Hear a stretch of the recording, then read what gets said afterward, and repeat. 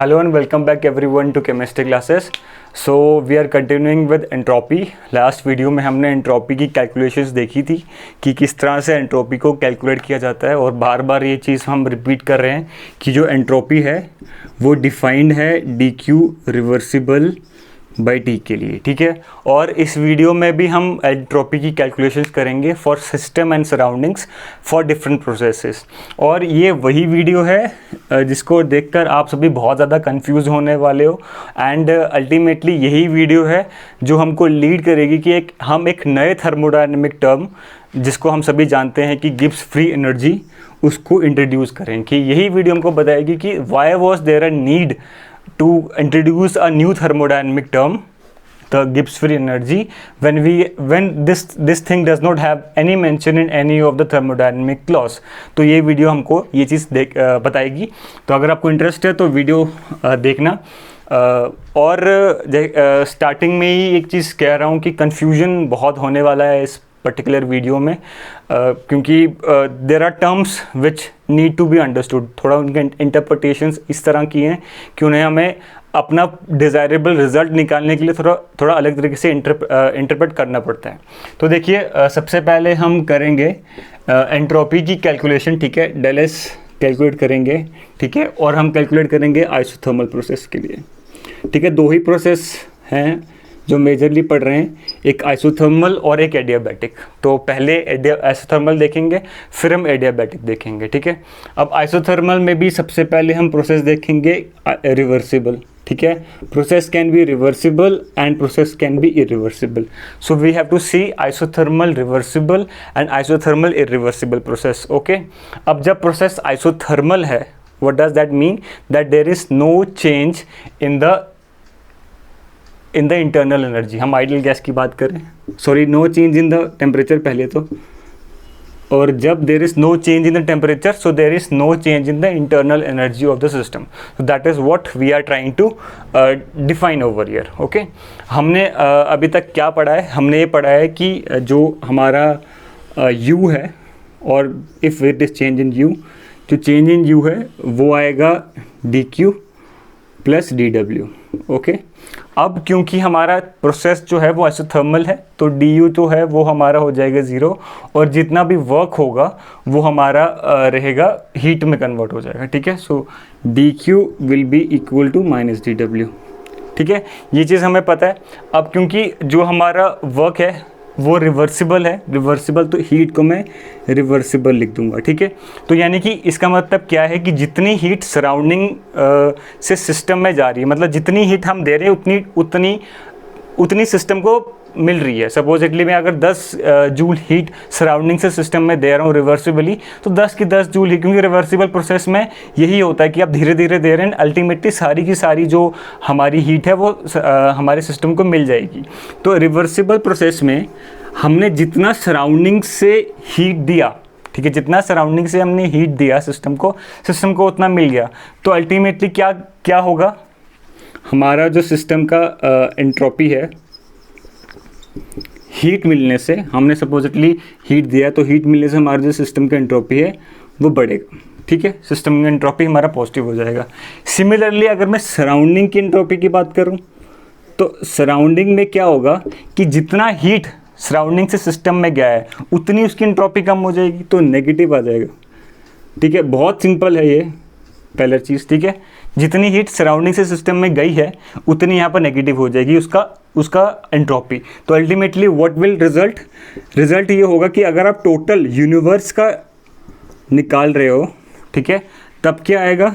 तब आएगा कि सिस्टम प्लस सराउंडिंग, सिस्टम जो है वो पॉजिटिव में है, dq रिवर्सिबल बाई t, और सराउंडिंग जो है वो नेगेटिव में है, ठीक है। And both of them are having the same magnitude. तो अल्टीमेटली हमारा जो डेल्टा एस यूनिवर्स है वो 0 है, बट हमारा सिस्टम का चेंज हो रहा है एंट्रोपी, और हमारा सराउंडिंग का भी चेंज हो रहा है, but overall system plus surrounding का हमारा एंट्रोपी चेंज नहीं हो रहा था। यानी कि जो सिस्टम है वो एक काइंड ऑफ इक्विलिब्रियम उसने मेंटेन कर लिया है, ठीक है। ये चीज़ हमें यहाँ पर मिल रही है।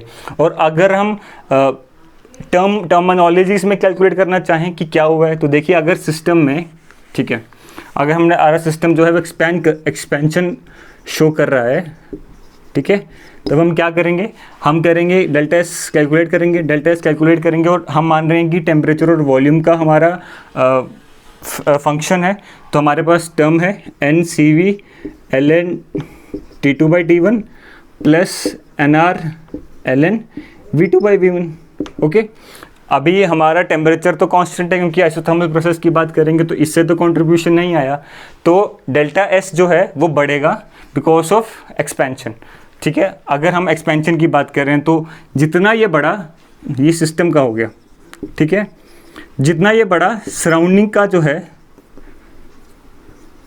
ये नेगेटिव हो जाएगा। ठीक है, जितना ये बढ़ा सराउंडिंग का उतना कम, ठीक है, या फिर सराउंडिंग का जितना बड़ा कम हुआ उतना सिस्टम का बढ़ेगा। अगर हम कंप्रेशन की बात करेंगे तो सिमिलर अकाउंट है।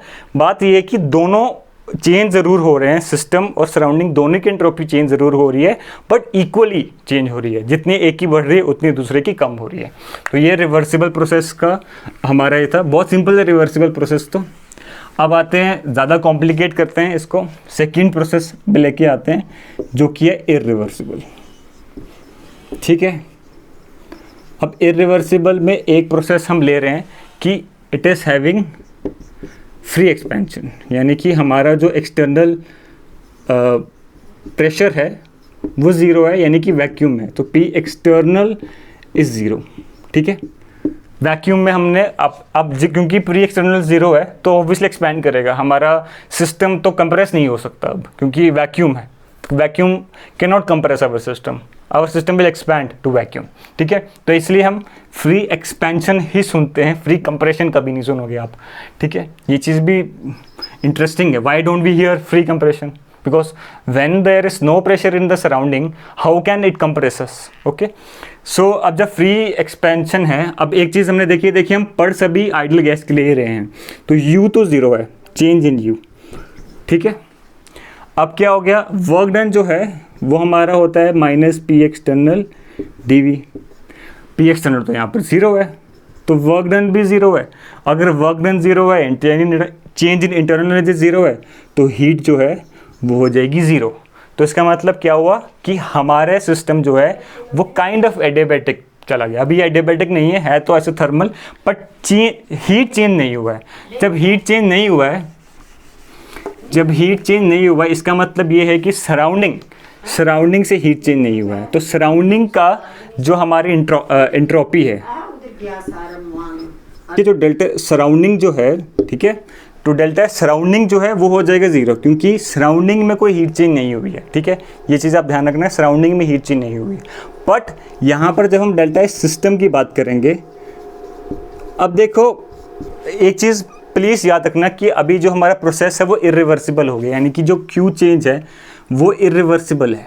ठीक है, एक चीज़ ध्यान से सुनना, यहाँ पर Q जो है हमारा इरिवर्सिबल है और हम कैलकुलेट कर रहे हैं क्या, हम कैलकुलेट कर रहे हैं ds।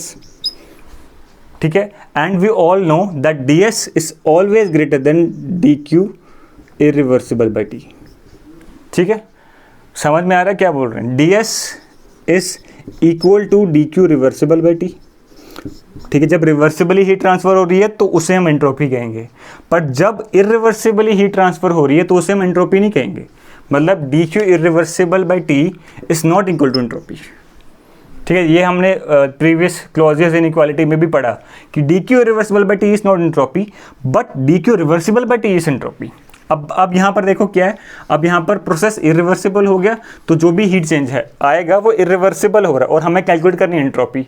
तो कन्फ्यूजन हो रही है ना, हीट इरिवर्सिबल है, कैलकुलेट हम एंट्रोपी कर रहे हैं और एंट्रोपी जो है वो रिवर्सिबल प्रोसेस के लिए डिफाइन है। ठीक है, तो ये चीज़ देखना कि क्या कॉम्प्लिकेशन यहाँ पर आ गई हैं, फिर भी we are calculating entropy. Okay, अब देखो Q इरिवर्सिबल हो जाएगा बट सराउंडिंग में जो है वो Q there is no change because of free expansion. ठीक है, तो ये ज़ीरो है, सराउंडिंग की एंट्रोपी ज़ीरो है, तो डेल्टा एस सराउंडिंग जो है वो हो जाएगी ज़ीरो। बट सिस्टम की अगर मैं बात करूँ तो सिस्टम में, ठीक है, डेल्टा एस सिस्टम की अगर मैं बात करूँ तो हमें पता है आइसोथर्मल प्रोसेस के लिए हमारे पास है NCV ln T2/T1 plus NR ln V2/V1। ठीक है, अब प्रोसेस आइसोथर्मल है तो ये तो हो जाएगा हमारा 0, there is no change in temperature. But since there is expansion, volume तो V2 बड़ा ही होगा V1 से, तो अल्टीमेटली डेल्टा सिस्टम जो है वो पॉजिटिव हो जाएगा। ठीक है, समझ में आया क्या हुआ है यहाँ पर? हमने यहाँ पर जो हीट मिली है, मतलब हीट तो नहीं मिली है एक्चुअली में, क्योंकि हीट चेंज नहीं हुआ है, बट क्योंकि एक्सपेंशन हुआ है और आइसोथर्मल एक्सपेंशन हुआ है, तो जो एंट्रोपी है वो हमारी वॉल्यूम की वजह से बढ़ रही है। ठीक है, अब यहाँ पर ज़रूर ये चीज़ देखना कि हीट जो चेंज अगर हो रही थी वो इरिवर्सिबली चेंज हो रही थी, बट इरिवर्सिबल हीट चेंज जो है उससे हमारा एंट्रोपी का कोई लेना देना नहीं है। ठीक है, irreversible heat change will never be taken into account while calculating entropy. Okay, so ये जो प्रोसेस था, इससे हमने ये चीज़ देखा कि एंट्रोपी तो बढ़ेगी सिस्टम की क्योंकि वॉल्यूम बढ़ रहा है, सराउंडिंग की 0 होगी क्योंकि हीट चेंज नहीं था सराउंडिंग में, और रिवर्सिबल होता तो इक्वल एंड अपोजिट हो जाता। तो सराउंडिंग का 0, सिस्टम का पॉजिटिव, तो अल्टीमेटली यूनिवर्स का क्या हो जाएगा? पॉजिटिव। ठीक है, यूनिवर्स का पॉजिटिव ही हो जाएगा। तो इसका मतलब हमारा जो इरिवर्सिबल फ्री एक्सपेंशन है, सॉरी आइसोथर्मल फ्री एक्सपेंशन है, क्योंकि वो इरिवर्सिबल है इसलिए वो हमेशा स्पॉन्टेनियस होगा। ठीक है, स्पॉन्टेनिटी का क्राइटेरिया यही है कि यूनिवर्स की एंट्रोपी जो है वो बढ़नी चाहिए, टोटल एंट्रोपी जो है वो बढ़नी चाहिए, तो ये चीज़ जो है वो स्पॉन्टेनियस होगी। अब एक बार आते हैं कि प्रोसेस तो इरिवर्सिबल ही हो रहा है, ठीक है, बट फ्री एक्सपेंशन नहीं हो रहा, नॉर्मल एक्सपेंशन हो रहा है। मतलब there is some pre external, मतलब it is not zero, there is some pre external, किसी एक एक्सटर्नल प्रेशर पे हमारा जो आइसोथर्मल इरिवर्सिबल प्रोसेस हो रहा है। ठीक है, अब देखिए यहाँ पर हम क्या लेंगे, यहाँ पर क्योंकि आइसोथर्मल है तो यहाँ पर भी जो हमारा चेंज इन इंटरनल एनर्जी है वो है 0, क्योंकि प्रोसेस आइसोथर्मल है और आइडियल गैस लेके चल रहे हैं। यहाँ पर सेम आएगा कि जो वर्क डन है और हीट ट्रांसफ़र है वो हो जाएगी उल्टी। ठीक है, जितना आप हीट दोगे उतनी हमको वर्क मिलेगी। ठीक है, अब हम यहाँ पर लेके आएंगे हमारी बहुत ही इंपॉर्टेंट टर्म, क्योंकि यहाँ पर आइसोथर्मल प्रोसेस है तो हीट चेंज ज़रूर हो रहा होगा। ठीक है, अब जब हीट चेंज है वो हमारा dq irreversible, please note dq irreversible. ठीक है, और हमारा अगर हमको सिस्टम की एंट्रोपी कैलकुलेट करनी है, तो हम यूज़ करेंगे dq रिवर्सिबल। ठीक है, हमको एंट्रोपी कैलकुलेट करनी है तो हीट चेंज रिवर्सिबल ही होना चाहिए। इरिवर्सिबल हीट चेंज से हम एंट्रोपी नहीं कैलकुलेट कर सकते क्योंकि वो इसके लिए डिफाइन ही नहीं है। ठीक है, अब देखो क्या हो रहा है, हम यहाँ पर ये एज्यूम करते हैं क्योंकि हमें रिजल्ट्स मिले हैं और यहाँ पर हमें इसका एक फाइनल रिजल्ट निकालना है। हम यहाँ पर ये एज्यूम करते हैं कि सपोजिटली, चलो सराउंडिंग का तो एंट्रोपी हम चेंज इन मतलब इरिवर्सिबल से निकाल भी लें, पर सिस्टम के निकालने के लिए रिवर्सिबल चाहिए, तो हम अज्यूम करते हैं कि इरिवर्सिबल में कितना अमाउंट अगर रिवर्सिबल ही जाता, ठीक है, इरिवर्सिबल हीट ट्रांसफ़र में कितना अमाउंट रिवर्सिबल ही जाता। ठीक है, और एक चीज़ हमको पता है कि जब भी रिवर्सिबल या इरिवर्सिबल हीट ट्रांसफ़र होगा, प्लीज़ नोट, तो dq reversible will always be greater than dq irreversible. Okay, this is we have proved this using Clausius inequality कि रिवर्सिबली हमेशा ज़्यादा ट्रांसफ़र होगी कंपेयर टू इरिवर्सिबल।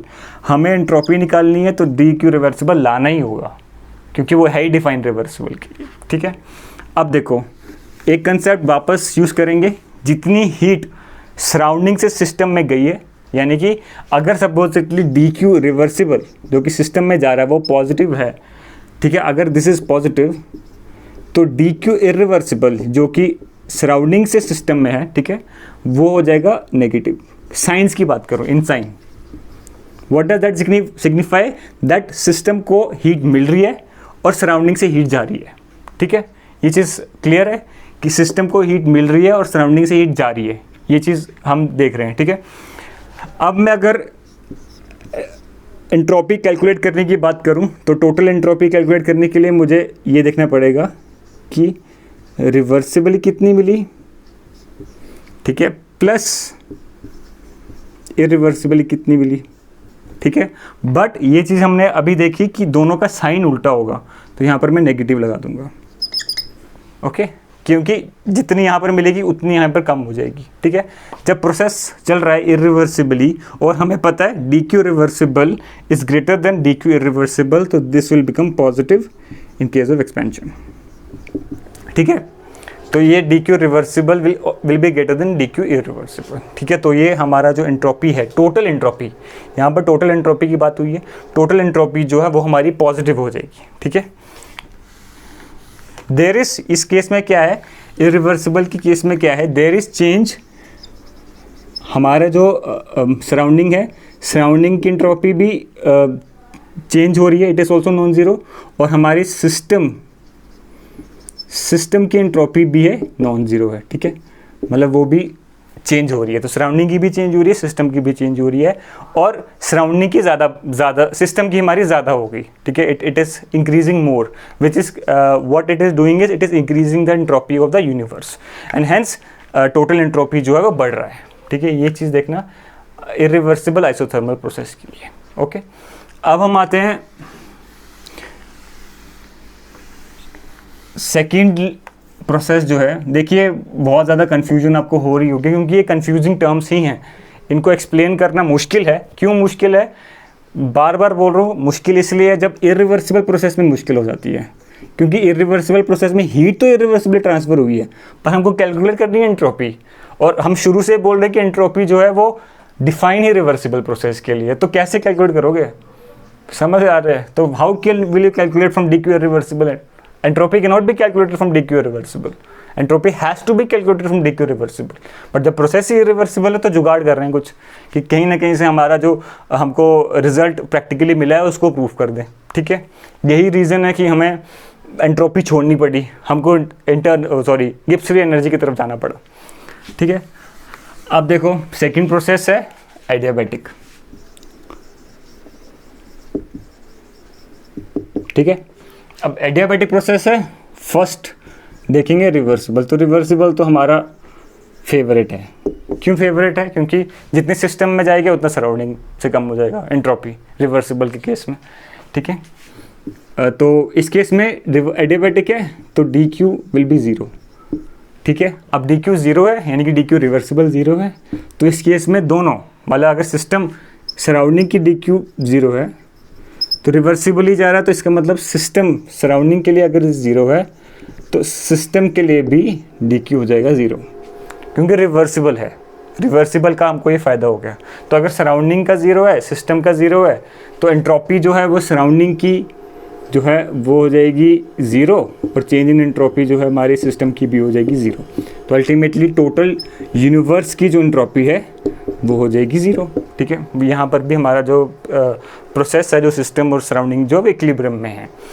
एक चीज़ और देख सकते हैं हम यहाँ पर, क्या देख सकते हैं कि अगर हम सिस्टम की एंट्रोपी कैलकुलेट कर रहे होते तो क्या होता, हमारे पास आता NCV ln T2/T1 plus NR ln V2/V1 आता हमारे पास। अगर एक्सपेंशन प्रोसेस होता, ठीक है, एक्सपेंशन प्रोसेस में क्या होता है, टेम्परेचर जो है वो डिक्रीज हो जाता है, तो जो final temperature will be lesser, क्योंकि एक्सपेंशन हो रहा है, ठीक है, सिस्टम हमारा कूल डाउन होगा, और V2 जो है वो हमारा बढ़ेगा। तो क्योंकि ये रिवर्सिबली एडियाबैटिक है तो इस केस में हमारा सिस्टम की तो ज़ीरो है। इसका मतलब जितना एंट्रोपी में इंक्रीज वॉल्यूम की वजह से आया, सिमिलर एंट्रोपी में डिक्रीज टेम्परेचर की वजह से आ गया। अगर 10 किलो जूल पर केल्विन हमारा एंट्रोपी बढ़ रही थी बिकॉज ऑफ वॉल्यूम, तो 10 किलो जूल पर केल्विन हमारी एंट्रोपी टेम्परेचर की वजह से कम होगी, ठीक है। तो ये चीज़ है यहाँ पर। तो इसका मतलब क्या है, इसका मतलब ये है कि NR ln V2/V1 will be equal to minus NCV ln T2/T1, ठीक है, फॉर रिवर्सिबल एडियाबैटिक प्रोसेस। और दोनों सेम इसलिए क्यों है, क्योंकि सिस्टम में कोई हीट मिली नहीं, सराउंडिंग में हीट थी नहीं, रिवर्सिबली ट्रांसफर हो रहा था तो सिस्टम को भी हीट नहीं मिली, तो डी क्यू रिवर्सिबल ज़ीरो है। अब क्योंकि डी क्यू रिवर्सिबल ज़ीरो है तो सिस्टम की एंट्रोपी चेंज नहीं होगा। और इसका एक इंटरप्रिटेशन ये है कि टेम्परेचर जितना कम हुआ उतना ही जितना कम टेम्परेचर कम होने के बाद जितनी एंट्रोपी कम हुई उतनी एंट्रोपी वॉल्यूम बढ़ने से बढ़ गई। तो दोनों ने कंपेंसेट करके टोटल एंट्रोपी जो है, चेंज इन एंट्रोपी को ज़ीरो कर दिया। ठीक है, ये चीज़ याद रखना, ये वाली टर्म ये हम आगे वापस यूज़ करेंगे। ठीक है, तो रिवर्सिबल तो बहुत ईजी है करना। अब आ जाइए इरिवर्सिबल के लिए। तो इरिवर्सिबल ही सबसे ज़्यादा दिमाग ख़राब करता है। क्यों करता है? क्योंकि इरिवर्सिबल के लिए अब तक तो आपको याद हो जाना चाहिए, मैंने बहुत बार बोल दिया इस वीडियो में, क्योंकि इरिवर्सिबल के लिए एंट्रोपी डिफाइंड नहीं है और कैलकुलेट एंट्रोपी करनी है। तो ठीक है, तो डी क्यू जो एडियाबैटिक प्रोसेस तो डी क्यू ज़ीरो। अब देखो डी क्यू ज़ीरो जो है वो सराउंडिंग का, एडियाबैटिक यानी कि सराउंडिंग से कोई हीट चेंज लेना देना नहीं, हीट चेंज ना सराउंडिंग को कुछ हीट मिला ना सराउंडिंग ने कुछ हीट दिया। तो क्योंकि जब सराउंडिंग ने कुछ हीट दिया नहीं लिया नहीं, तो सराउंडिंग की तो एंट्रोपी चेंज इन एंट्रोपी हो जाएगी ज़ीरो, एंट्रोपी ज़ीरो नहीं होगी, चेंज इन एंट्रोपी ज़ीरो हो जाएगी। ठीक है, और डी क्यू जो है यहाँ पर वो है इरिवर्सिबल। ठीक है, अब देखो, अब हम यहाँ पर कुछ अपना वापस कंसेप्ट ये लगाएंगे कि सिस्टम की अगर हमको निकालनी थी एंट्रोपी तो कैसे निकालते, N C V L N T two by T one plus N R L N V two by V one. एक चीज़ आपको ज़रूर देखनी होगी, अगर आपको डाउट अब तक आ गया तो दैट इज़ वेरी गुड, क्योंकि ये जो हमने टर्म में यूज़ कर रहा हूँ, ये जब हमने कैलकुलेट किया था तब हमने डी क्यू रिवर्सिबल से कैलकुलेट किया था। अब मैं इरिवर्सिबल के लिए भी ये टर्म यूज़ कर रहा हूँ। क्यों? क्योंकि मेरे पास और कोई तरीका ही नहीं है किसी सिस्टम की एंट्रोपी निकालने का। मुझे मानना ही पड़ेगा कि ये हीट, अगर जो हीट रिवर्सिबली इरिवर्सिबली मिल रही है, यही हीट अगर मुझे रिवर्सिबली मिलती तो क्या होता। हालांकि ये एडियाबैटिक प्रोसेस है, हीट तो यहाँ पर मिली ही नहीं। ठीक है, बट यहाँ पर कुछ चेंजेस तो हुए हैं, वो चीज़ हमको यहाँ पर देखनी है। ठीक है, अब सिस्टम की बात करेंगे, एडियाबैटिक प्रोसेस है तो यहाँ पर मैं टेम्परेचर चेंज कर दूंगा। ठीक है, अब हमने प्रीवियस में देखा था, हम इसको रिलेट करेंगे कि सपोजिटली जो चेंज है ये तो हमारा इरिवर्सिबल था। ठीक है, सपोजिटली जो हमारा चेंज है वो रिवर्सिबली होता, तो अगर रिवर्सिबली होता तो N R L N V two by V one जो होता वो equal to minus N C V L N T two by T one. ये टी टू अलग है, ये टी टू अलग है। ठीक है, तो मैं क्या कर रहा हूँ, अपने आपको सेटिस्फाई करने के लिए इसको यहाँ पर लगा रहा हूँ minus N C V L N T two by T one. T two वो टेम्परेचर है एडियाबैटिक प्रोसेस में जो हमारा सिस्टम ऑब्टेन करता अगर वो इरिवर्सिबली चेंज होता, और टी टू वो टेम्परेचर है जब वो रिवर्सिबली चेंज होता। T2 निकालने के बाद हमारे पास फॉर्मूला है P V raise to power gamma, इसी में आप P को चेंज कर दो, वॉल्यूम हमें पता है, P को चेंज कर दो। ठीक है, P को T के टर्म में ले जाओ तो you can find the final temperature. Okay, अब T2 डैश कैसे निकालें, P V raise to power gamma तो यहाँ लगेगा नहीं, क्योंकि P V raise to power gamma जो है याद रखना रिवर्सिबल एडियाबैटिक प्रोसेस के लिए था। अब इसको कैसे निकालेंगे, कैसे, बहुत सिंपल है, प्रोसेस एडियाबैटिक है तो जितना चेंज इन इंटरनल एनर्जी उतनी हीट, उतनी वर्क, सॉरी हीट ज़ीरो है, तो ये हो जाएगा N C V T two dash minus T one minus P, यहाँ पर एक्सटर्नल ही रहेगा V two minus V one. Okay, V को चेंज कर दो आइडियल गैस के लिए, तो क्या हो जाएगा, हो जाएगा एन आर ले आओ बार T two by P two minus T one by P one. ठीक है, आपको ये इनिशियल, आपको वो क्या देगा, इनिशियल टेम्परेचर देगा, इनिशियल प्रेशर देगा और फाइनल प्रेशर देगा। ठीक है, जो कि पी एक्सटर्नल ही है, ये मिल जाएगा आपको, ये मिल जाएगा आपको, ये मिल जाएगा आपको। T2 कैलकुलेट करना है, CV आपको पता रहेगा, R आपको पता है, तो you can calculate T2 from this. Please remember, ये आपका अगर किसी न्यूमेरिकल में भी आता है तो इरिवर्सिबल एडियाबैटिक प्रोसेस के लिए फाइनल टेम्परेचर यहाँ से निकलेगा, वो P V raise to power gamma से मत निकाल देना। ठीक है, तो हमको ये चीज़ पता है ये कैसे निकालना है, ये कैसे निकालना है। अब हम निकाल तो लेंगे पर दोनों का रिलेशन क्या है। ठीक है, अब देखो एक्सपेंशन की बात करते हैं। ठीक है, चलो एक्सपेंशन की बात करते हैं। If we talk of expansion, then in case of expansion we know that work done in reversible process is greater than work done in irreversible process. Clear? अगर नहीं क्लियर है तो प्रीवियस वीडियोज़ में देखिए। ठीक है, वर्क डन हमें पता है रिवर्सिबल प्रोसेस में एडियाबैटिक, सॉरी एडियाबैटिक छोड़ो फिलहाल, वर्क डन जो है वो रिवर्सिबल प्रोसेस में ज़्यादा है compare to work done in irreversible process, अगर प्रोसेस एक्सपेंशन है, ठीक है। वो भी मैंने एब्सोल्यूट टर्म में लाया है, क्यों? क्योंकि जैसे अगर मैं वर्क डन रिवर्सिबल लूँ तो ये सपोज -10 है, और वर्क डन इरिवर्सिबल लूँ तो ये -5 है। हालांकि तो -5 should be greater then -10, but absolute term की बात कर रहे हैं कि हमको कितना वर्क मिला है, तो एब्सोल्यूट टर्म में तो वर्क डन रिवर्सिबल ही ज़्यादा हो गया ना, 10 का वर्क किया उसने 5 का वर्क किया एब्सोल्यूट टर्म्स में। साइन लगाएंगे वैसे हो जाएगा, ठीक है। अब अगर मैं यहाँ पर साइन लगाने की कोशिश, मतलब ये साइन लगवाऊँ और ये एब्सोल्यूट टर्म में ना लाऊँ, तब ये क्या हो जाएगा, प्लीज़ बेयर, तभी ऐसा हो जाएगा, एक्सपेंशन ही है। But now I am not taking into account the signs, and I'm taking into account what the actual numerical figure is. -5 is greater than -10. Okay, since the process is adiabatic, तो heat नहीं है, तो जितनी heat जितना work उतना internal energy, तो internal energy में change reversible में कम होगा और इरिवर्सिबल में ज़्यादा होगा, ठीक है।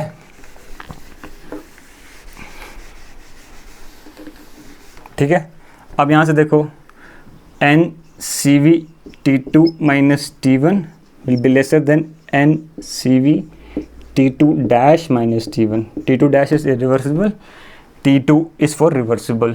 बाकी सब तो ठीक है, NCV कट जाएगा। अब T2 minus T1 is less than T2 dash minus T1. What does that mean? That means T2 is less than T2 dash. यानी कि जो हमारा प्रोसेस, ये एक अच्छी टर्म भी, अच्छी एक कंसेप्ट भी हमको बता रहा है। अगर हम एडियाबैटिक रिवर्सिबल जा रहे हैं और एडियाबैटिक इरिवर्सिबल जा रहे हैं, तो इरिवर्सिबल में जो हमें टेम्परेचर मिलेगा वो ज़्यादा होगा और रिवर्सिबल में कम है, यानी कि रिवर्सिबल में हमारा जो चेंज इन टेम्परेचर है वो ज़्यादा है। So more drop in temperature in reversible adiabatic process, ठीक है, ज़्यादा ठंडा हो जाएगा हमारा सिस्टम, ठीक है। More drop, there will be more drop because for everything same things T2 dash, which is the final temperature after adiabatic expansion of irreversible process, is greater than T2, which is the final temperature after adiabatic expansion in a reversible process. तो ठीक है, ये चीज़ हमको पता चल गई। Expansion की बात कर रहे थे, T2 dash is greater than T1। अब यहाँ पर इसको अप्लाई कर दीजिए और हमारा काम ख़त्म। अब एक्सपेंशन है, इतना तो पता है कि फाइनल टेम्परेचर ज़्यादा था, सॉरी फाइनल टेम्परेचर कम है, क्योंकि एक्सपेंशन के दौरान जो है हमारा सिस्टम कूल डाउन होता है। तो T2 dash will be less than T1, there is no doubt on this, temperature कम ही होना चाहिए। यहाँ पर भी T2 should be less than T1, no doubt in this, temperature कम ही होना चाहिए। अब T2 डैश और T1 में क्या रिलेशन है कि T2 जो है वो लेस देन है T2 डैश से, ठीक है। अब यहाँ पर आ जाइए, मैं ना इसको नॉर्मल टर्म में प्लॉट करने की कोशिश करता हूँ। इसको 10 मान लेते हैं, ठीक है, और इसको 8 मान लेते हैं क्योंकि कम होगा, -NCV ln, इसको 10 ही मानेंगे क्योंकि इनिशियल टेम्परेचर सेम मान के चल रहे हैं, और लास्ट में जो फाइनल टेम्परेचर है T2 लेस है तो इसको मैं 6 मान रहा हूँ। अब आप CV को साइड में रखिए क्योंकि वो तो एक पॉजिटिव टर्म है, तो NCV को तो साइड में रखिए। अब आप इसको देखिए, कैलकुलेट कीजिए, -ln 6/10, ठीक है, मैंने हाइपोथेटिकली लिया है। क्या हाइपोथेटिकल लिया है? टेम्परेचर T2 फाइनल टेम्परेचर दोनों में कम होना चाहिए, इनिशियल से 10 से कम ही होना चाहिए।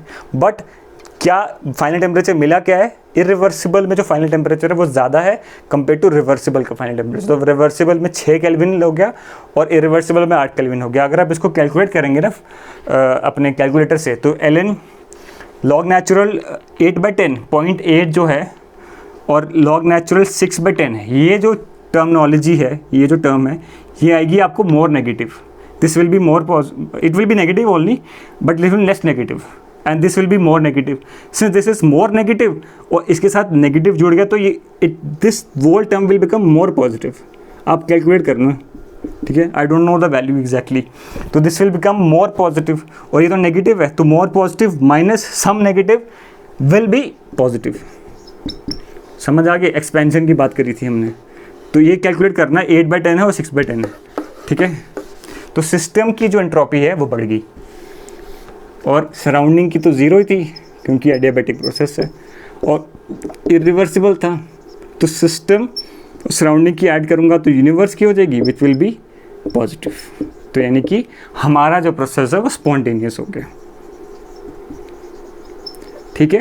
यानी कि adiabatic irreversible expansion is a spontaneous process. हमने प्रूव कर दिया सिस्टम की एंट्रोपी को बढ़ाकर, ठीक है। हमने कितने यहाँ पर वो किया, कैलकुलेशंस करी, कितनी अजम्पशंस भी यहाँ पर लानी पड़ी, क्योंकि लानी पड़ेंगी और कुछ चारा नहीं है इसको कैलकुलेट करने का, ठीक है।